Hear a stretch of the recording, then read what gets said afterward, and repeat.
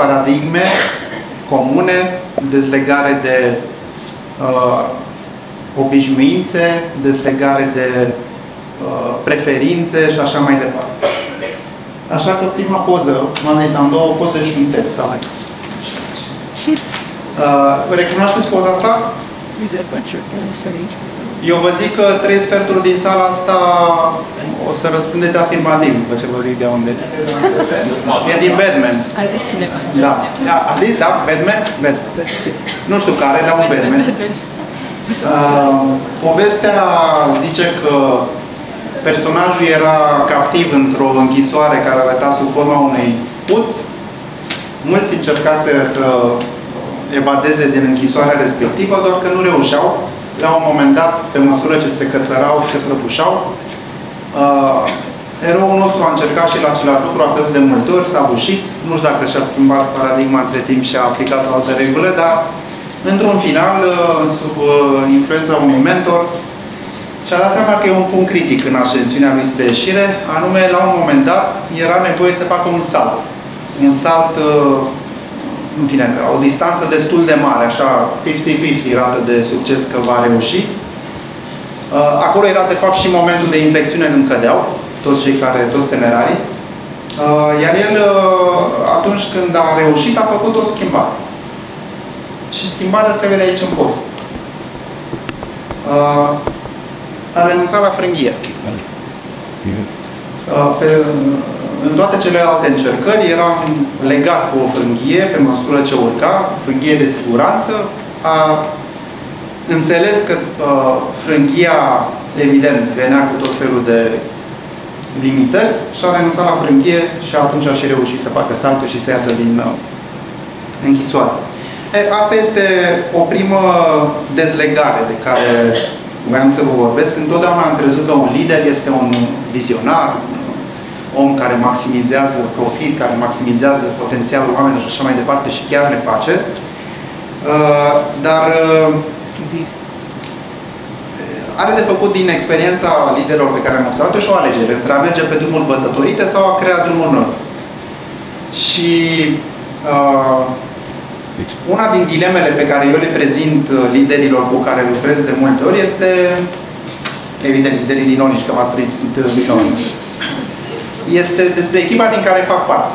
Și imaginați-vă, vă rog, un CEO. Și imaginați-vă că CEO este prezent într-o sală cu directorii din echipă și directorii cu echipele lor. Și îi invităm să se grupeze pe echipele lor. În 9 din 10 cazuri, ceea ce fac directorii respectivi este că se duc cu echipele lor, finance-ul cu ai lui, marketing-ul cu ai lui, HR-ul cu ai lui și cred că nu trebuie să mai spun ce se întâmplă cu CEO-ul la final. E un personaj, pe acolo, pe undeva, a rămas singur. Fac o pauză și oamenii de celălalt ori atunci își dau seama că, de fapt, echipa din care fac parte este echipa peer-șilor lor. Echipa mea este echipa liderilor din HR. Echipa pe care o conduc eu este echipa de Learning and Development din Orange. Asta este o primă dezlegare, o dublă dezlegare. Este o dezlegare de preferință. Evident că preferința mea este învățarea.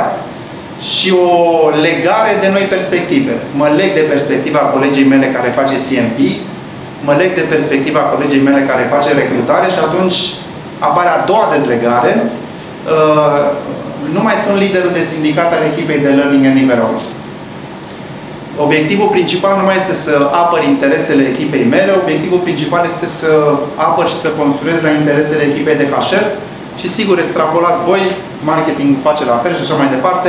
Altfel, alternativa este ca product-ul să se ocupe de parcurind de marketing de treaba lui, service-ul de treaba lui, proposition-ul de treaba lui și așa mai departe.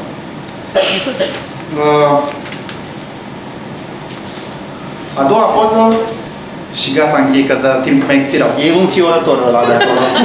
Un fiorător. A doua poză este, de fapt, și a doua dezlegare. Și asta este tot dintr-un film. Ellie se ajunge ea frumos la o răscruce de drum, îl întreabă pisica pe ce drum să apuc și ce și-a încheiat îi spune pe unde vrei să ajungi. Nu știu. Nu contează pe ce drum apuci. E ok pe oricare din ele. Asta este a doua, dacă vreți, dezlegare de a mi se da, a mi se arăta, știți voi, reflexive. Eu sunt prof de limba română la formare reflexivele alea impersonale, să mi se dea, să mi se arate, să mi se comunice, sau așa se dorește, așa se vrea. Și creează drum. Găsește un meaning, urmărește-l până la capăt, greșește, bușește, învață și continuă pe drumul respectiv. Ca să par cât de cât deștept, am zis să fac și un slide cu ceva cuvinte pe el. Aș vrea să vă zic ca lider ce am constatat eu că este foarte important. Da, este scris alb pe negru.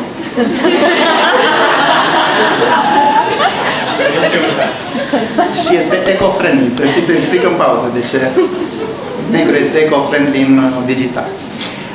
Deci, long story short, aici este legal. M-am vorbit despre dezlegări până acum. Aici este legal. Ca lider, ai nevoie să potrivești ceas elvețian câteva elemente ca să-ți dea toate efectele din dreapta. Ai nevoie să potrivești oameni, structuri, ai nevoie să potrivești modalitățile în care oamenii lucrează, să le dai instrumentele de care ei trebuie să se folosească în munca lor, evident, recompense și pentru mine cel mai important mecanismul de decizii. Sunt cel mai fericit atunci când oamenii mei iau decizii și eu nu trebuie să le iau. Mulțumesc mult de tot!